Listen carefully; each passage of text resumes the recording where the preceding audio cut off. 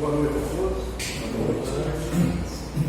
Muita alegria, como sei que estamos aqui para colaborar nesta casa, que possamos aí cumprir a missão. Principalmente que é a propagação do Evangelho do nosso Mestre Jesus, as luzes da doutrina dos imortais. E hoje, a mim me coube esse capítulo 13º, que a mão esquerda não saiba o que faz a direita. Eu fiquei com itens de 1 a 3, que tem a passagem evangélica de fazer o bem sem ostentação. Primeiramente, a fórmula da nossa doutrina é qual? Fora da caridade não há salvação. Aqui é um capítulo do Evangelho que trata desse assunto. E muitas vezes a gente se pergunta: que caridade é essa? Como é que fazer caridade? Muitas vezes a gente tem uma conceituação diferente. Mas o Evangelho segundo o Espiritismo é bastante cedido nisso, que nos fala da caridade material, da caridade moral, e aí os espíritos superiores da qualificação vai desdobrando todo esse conhecimento. E é fácil fazer caridade, ainda mais como está aqui, fazer o bem sem ostentação. Por isso que eu vejo que esse capítulo, que a mão esquerda não sabe o que faz a direita, se nós observarmos atentamente, profundamente, vamos ver que ele é um grande manual de como fazer a caridade. É um direcionamento, para todos nós, se no nosso dia a dia, aquilo que nós nos propomos, às 24 horas do dia, será que nós estamos fazendo a caridade, mas aquela caridade que pode ser aprazível ao nosso Deus, nosso Pai, nosso Criador? Com certeza, no decorrer aí desse mês, os senhores terão aí o desdobramento depois, dos infortúnios ocultos. Olha uma caridade aí difícil de se fazer.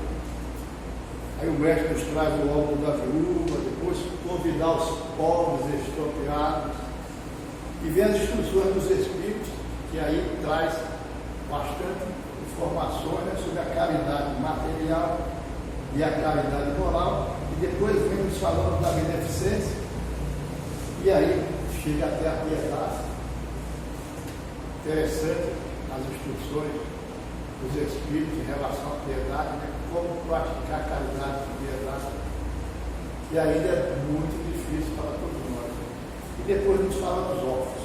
Mas hoje, que me cabe, é essa parte aqui do Evangelho, em que o Kardec cita Mateus, no capítulo 8, versículo 1 a 4.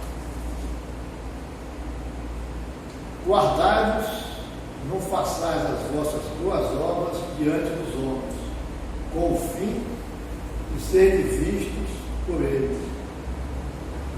De outra sorte, não tereis a recompensa da mão de vosso Pai que está nos céus. Quando, pois, dais a esmola, não façais tocar a trombeta diante de ti, como praticam os hipócritas nas sinagogas e nas ruas, para serem honrados dos homens. Em verdade vos digo que eles já receberam a sua recompensa. Mas quando dás a esmola, não saiba a tua esquerda o que faz a tua direita, para que a tua esmola fique escondida, e teu Pai que viu o que fazes em segredo te pagará. Então está aqui essas palavras anunciadas pelo nosso mestre, que já nos dá uma diretiva boa, para nós praticarmos a caridade, segundo Mateus. A gente está assistindo na televisão agora, já está passando na Netflix, os escolhidos, e é um seriado bastante extenso, mostrando o dia a dia de Jesus com seus apóstolos. Não sei se vocês estão assistindo, mas vale a pena. Quer dizer, Chosen é fantástico. Eu comecei a ler agora o Tratado dos Evangelhos,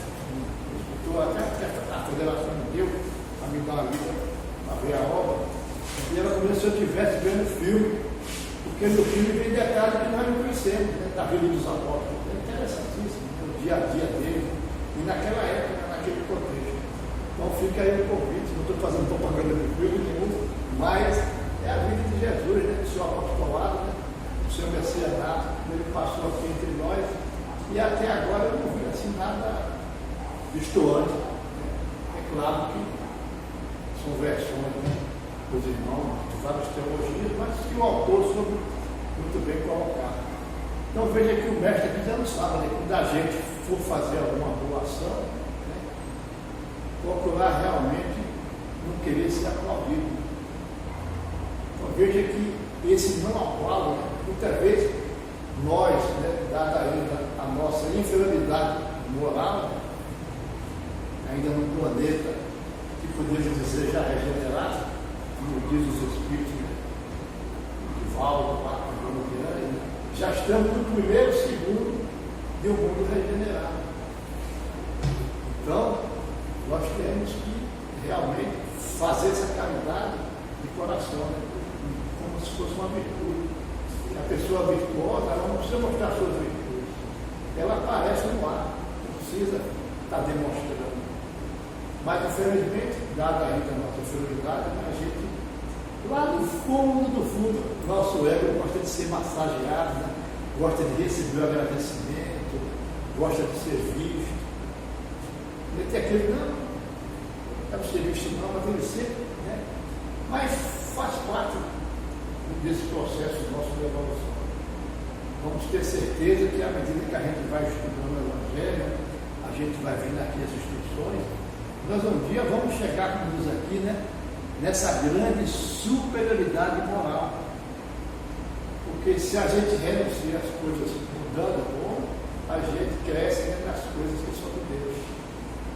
E como diz o Evangelho, a grande chave de tudo, né, é a reencarnação, e principalmente a vida futura, que tem essa certeza que a vida sempre continua. Nós estamos nos preparando para retornar para a verdadeira pátria.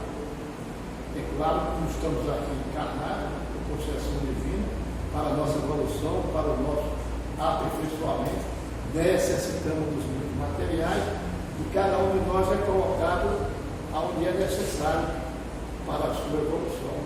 Por isso que nós temos muitas provas, né? E é claro que, de acordo com as nossas milenares encarnações passadas, nós temos aí, né, grandes tempos perante, né, a justiça divina, e nós precisamos, né, nos reeducar perante as suas leis. Na verdade, Deus, né, é sempre aquele Pai amoroso, bondoso. Ele perdoa porque ele nos conhece tanto que a criança é um bebê ainda no mundo espiritual. São as leis de Deus, que é essas leis sábias e soberanas, principalmente a lei de causa e efeito, ação e reação, cada um segundo as suas obras, tudo isso aí se perfaz em toda a nossa vida imortal. À medida que nós vamos nos reeducando pela lei divina, vamos saber praticar o bem. Nós estamos subindo nessa escala. Mas com certeza, quando a gente chegar ao mundo feliz, vai ser mais fácil.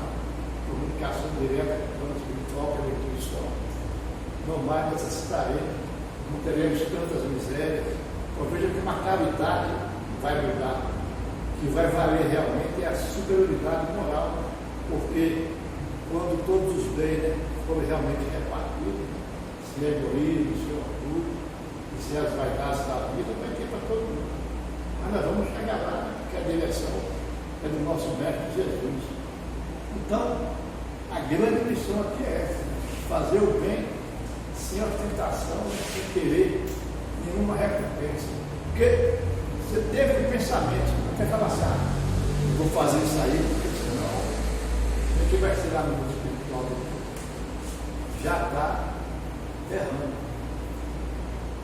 Então, vamos realmente procurar fazer essa caridade de coração.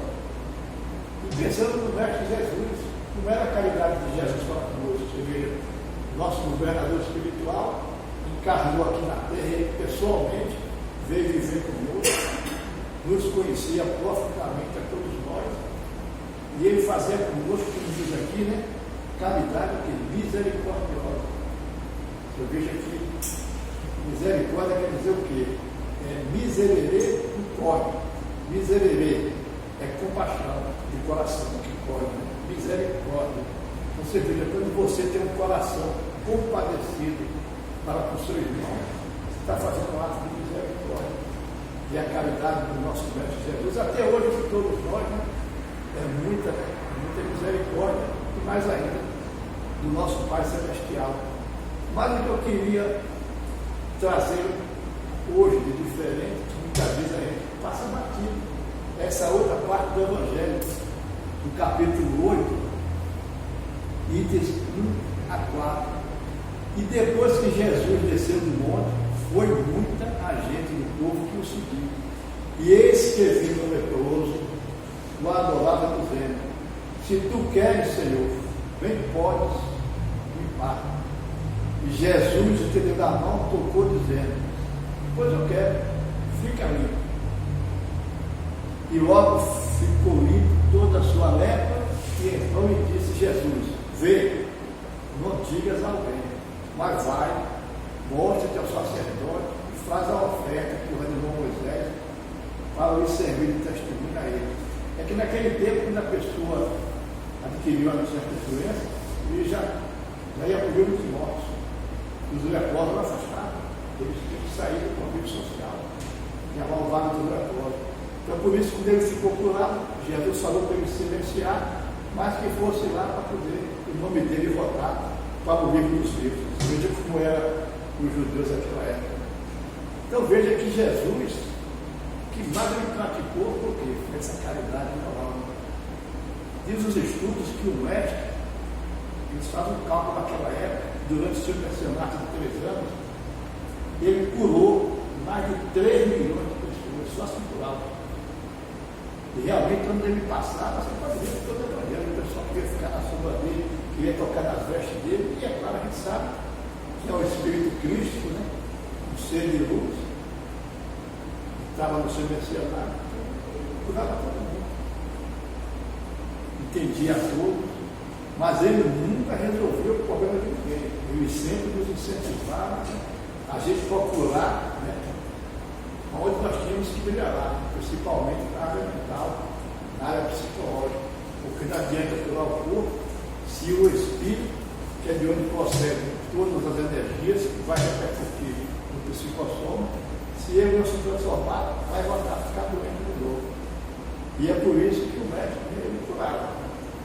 Está sendo necessário naquela época, né? Imaginemos se vive Jesus, né? Há mais de 2000 anos.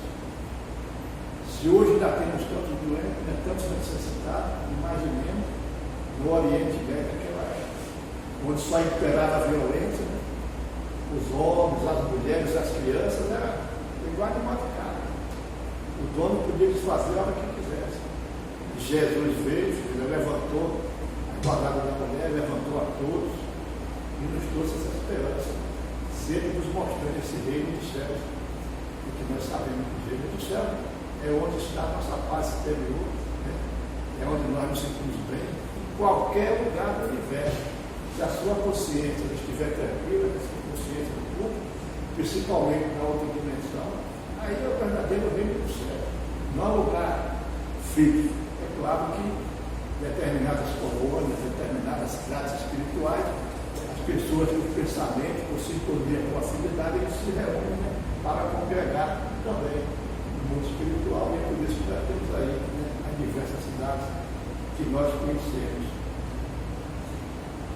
Então, o que a gente vê no Evangelho? Realmente o mais difícil, né, é fazer essa caridade, e principalmente a caridade moral, porque dar o que nos sobra é fácil.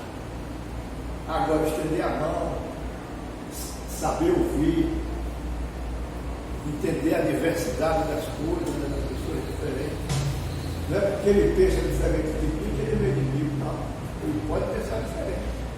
Embora eu não concorde com ele, eu tinha outros argumentos, mas ele é meu irmão, é um filho de Deus.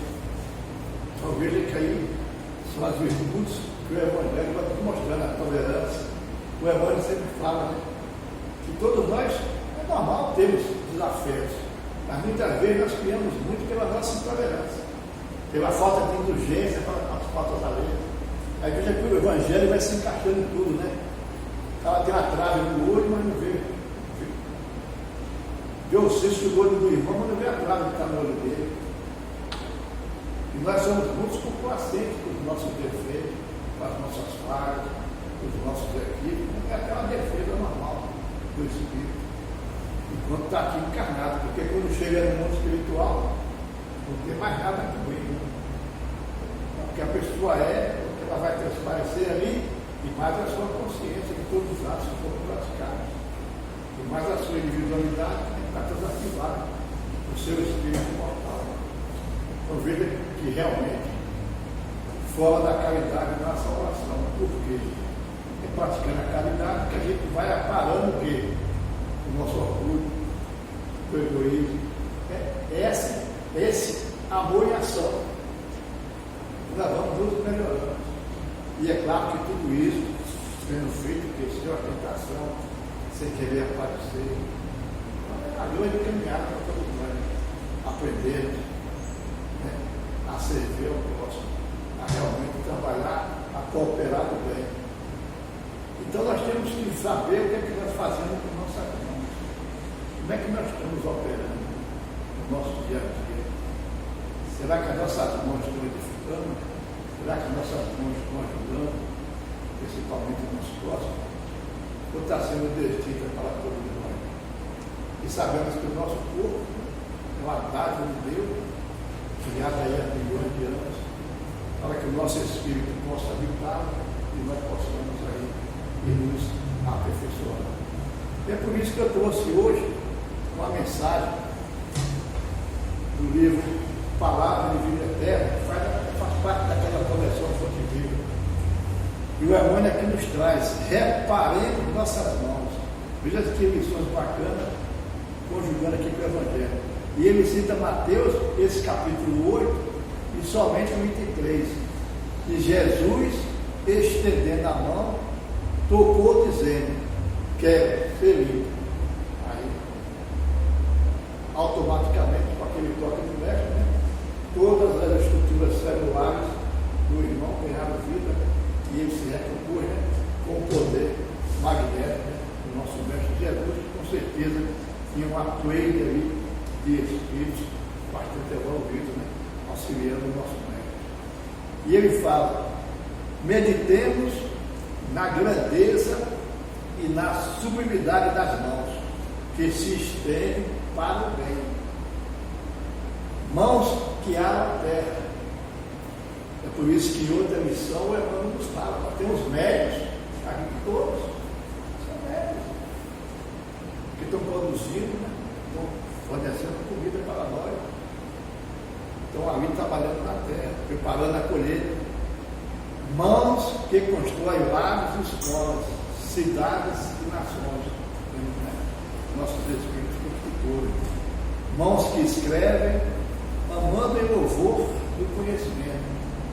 Realmente temos bons escritores.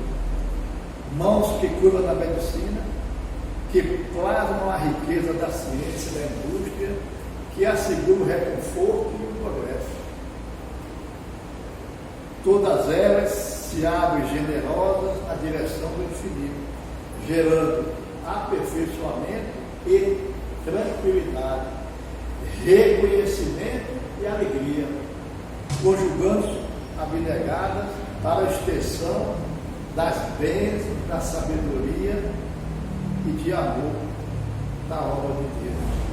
Vamos ver aqui, poema, né? O Emmanuel coloca aqui, qualquer trabalho do bem, né, por mais singelo que for, nós estamos, né, sendo co-criadores, né, do nosso Deus, do nosso Pai, e o nosso nível de evolução estamos construindo. E vamos, né, fazer esse esforço para construir para o bem, cooperar com o bem. Mas pensemos também nas mãos que se estendem para as sombras do mal. nosso mundo ainda inferior, claro que infância é regeneração, mas ainda temos o mal operando na terra. Mãos que recolhem o ouro devido ao trabalho e favor de todos, transformando-se em garras de usura. Eu vejo aqui muita gente, né, das indústrias aí imensas, tira todo aquele ouro, quanto mais ele tira, mais ele quer. E aí, em vez de ele ser possuidor do ouro, passa a ser escravo do ouro. Porque a riqueza é uma prova muito difícil. Difícil porque você se torna escravo dela. E principalmente quando volta ao mundo espiritual. De vez, né, ir para a espiritualidade superior, né, para as colônias, para as cidades espirituais, ele fica sentado aqui no terra a terra, tomando conta do ouro. O velho sendo dilapidado. Olha que sofrimento para o usurário. É um sofrimento. E nas nossas reuniões mediúnicas, nós sempre estamos atendendo esses irmãos aí dentro dos seus cofres, da sua riqueza. Mãos que acionam apetrechos de morte, convertendo-se em conchas de sangue e lágrimas.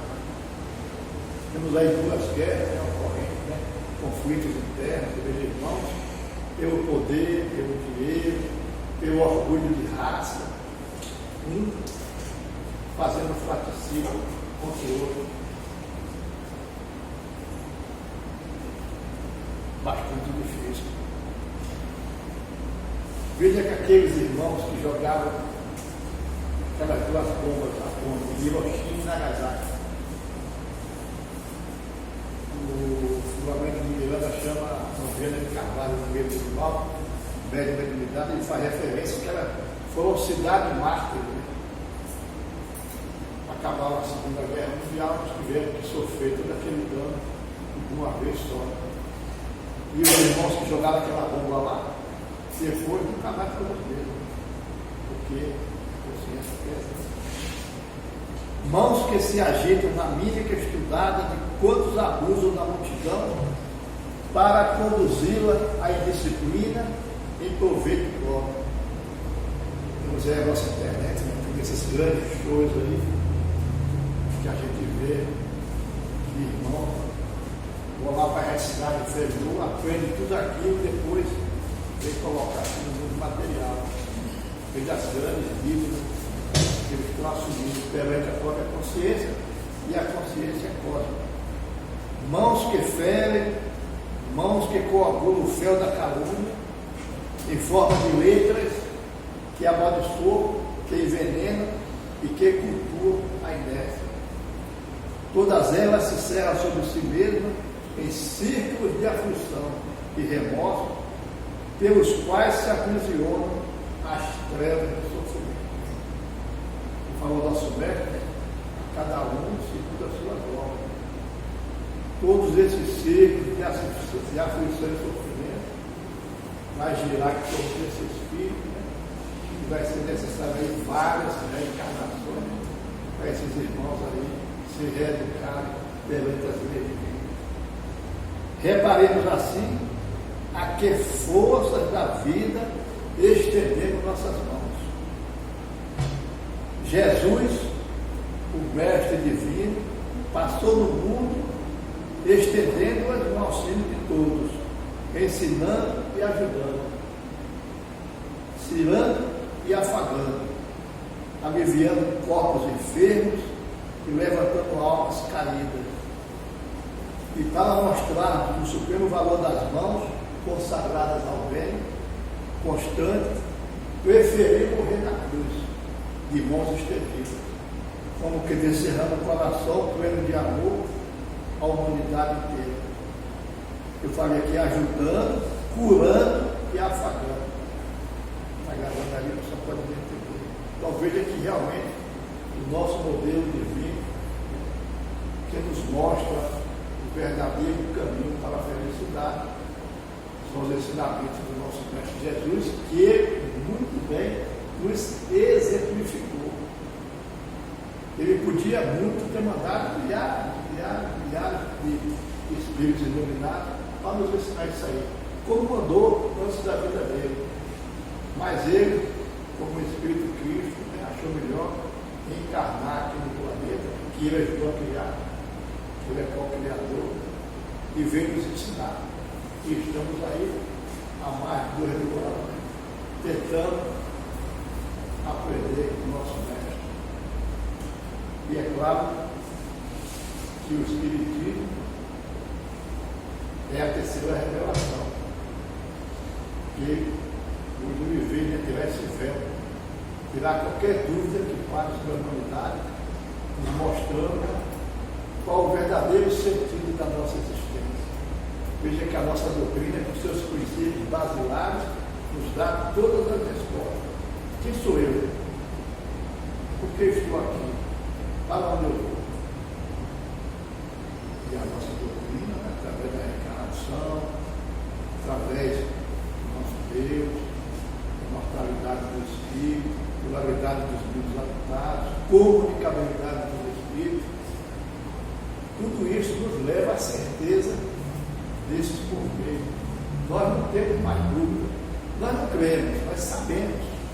Quem crê, você pode descrer.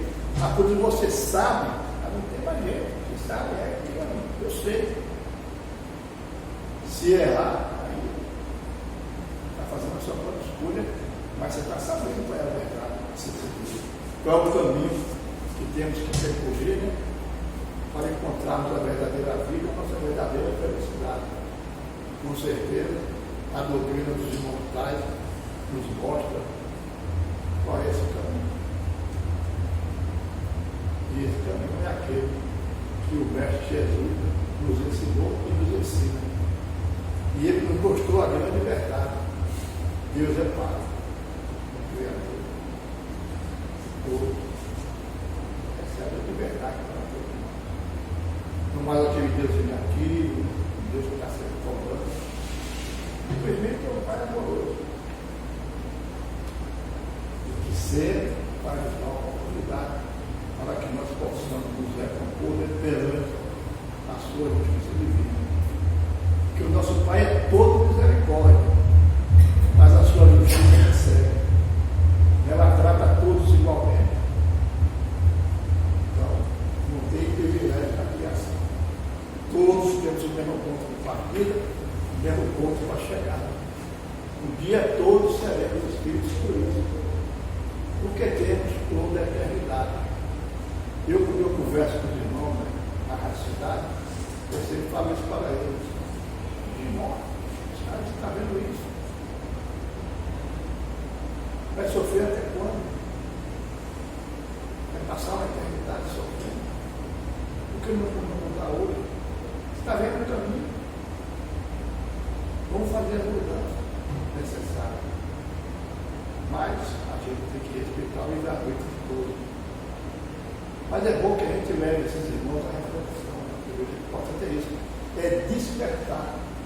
Porque como nos mostra, né, a benfeitora Joana de Ângeles, nós temos vários estágios de sono, consciência do sono. E a hora que a gente desperta a verdadeira vida, começa realmente a ter sonhos de felicidade. É claro que essa assunto é mais extensivo. Mas nós precisamos sonhar. E sonhamos muito, porque quando nós dormimos, é um momento que nós temos de refrigério. E é claro que, infelizmente, a gente vai aonde está o nosso coração. Por isso que o Espírito também está atento a isso. As suas noites de sono, né? O seu repouso no corpo material, tem que estar observando aonde ele está indo. Todo mundo lembra. Tem pessoas que falam que não sonha, mas sonha, já não lembra. E é isso, meus amigos. Eu acho que a lição de hoje, do curso todo, vamos praticar o bem, vamos, mas sem ostentação.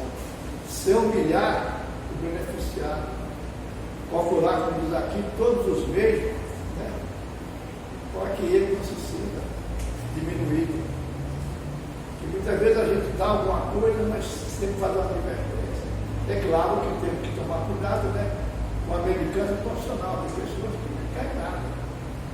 Temos que realmente observar, como está aqui no próximo item, né, os infortúnios do outro. Aqueles que momentaneamente estão passando alguma necessidade, nós podemos ajudá-los. Mas, com certeza, sempre ampliaremos todos os recursos, porque este mundo, o planeta Terra, como Deus nos entregou, tem condições de alimentar todos, tem tudo aqui. Simplesmente não pode ter o desperdício. Nós estamos fazendo, e nós estamos cuidando da natureza, né, que é um outro assunto também muito importante, que as casas espíritas têm que tratar, que é sobre a ecologia, porque nós podemos entrar no mundo regenerado. Mas como é que nós vamos começar esse mundo regenerado se a gente continua destruindo o planeta? É outra reflexão, né, que todos nós temos que fazer, porque daqui umas 3, 4, 300 anos, somos nós que estamos nascendo de novo. E aí, como vai ter esse mundo? É o que nós estamos fazendo hoje. Então, agradecer a atenção de todos e vamos nos esforçar, né, para fazer esse bem de sustentação como deseja o nosso Mestre Jesus. Muito obrigado a todos. Foi um bom retorno do seu Flávio e que a paz do nosso Mestre Jesus possa sempre reinar em nossos corações.